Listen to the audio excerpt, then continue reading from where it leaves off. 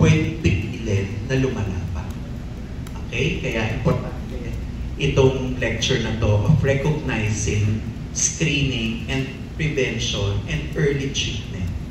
Okay? So, ang cut-off namin dito among our experts, pinag-agreean namin na kung ang sakit sa bato ay hindi gumagaling from 3 months and more, we consider that already chronic kidney disease. Kasi napatunayan na kung hanggang yung buwan na yan, sila pa rin ang kidney mo, malamang nawala na yung residual mo or bawas na yung mga functioning na elemento ng kidney mo.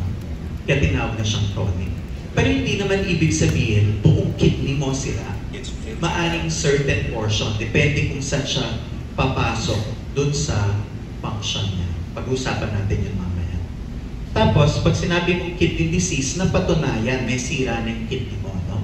So it's either makita namin ng ultrasound mo, maliit na yung kidneys mo, although may mga sakit, katulad ng diabetes na pinaka-common, na mukhang normal ang kidney, kaya sabihin niyo sa doktor, ganda naman ang kidneys ko. Dahil po hindi mukhang sila ang sa diabetes.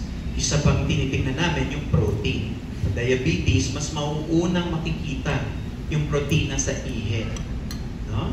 Or mga active sediments sa urine na evidence na pagkasira. So it all, sa guideline namin, isa sa tinitignan namin may damage na yung kidney, yung protein talaga. Kasi isa siya sa pinakamaagang sign ng pagkasira. So, sakit sa bato na tumagal ng more than 3 months na maaaring silang sirana or spectrum siya ng pagkasira. May a certain percentage na sira, chronic kidney disease na rin. Okay?